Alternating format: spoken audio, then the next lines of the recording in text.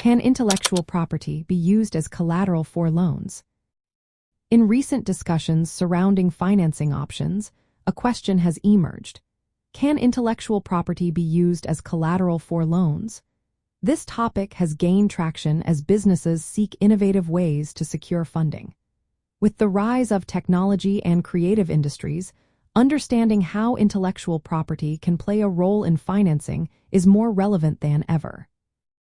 Yes, intellectual property can indeed be used as collateral for loans, but there are important legal and practical considerations to keep in mind.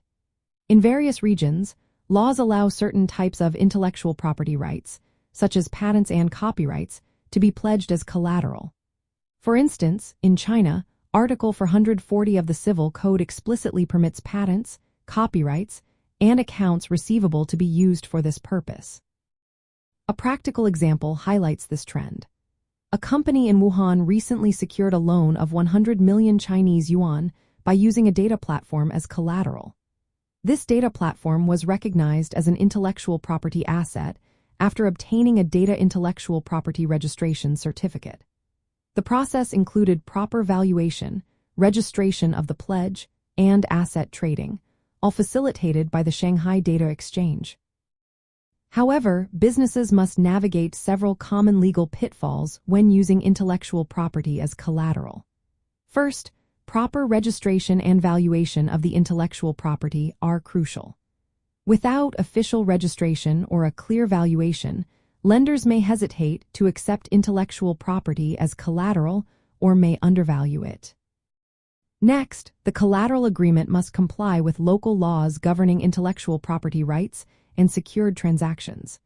Some jurisdictions impose specific requirements or limitations on pledging intellectual property. Additionally, documentation and filing are essential.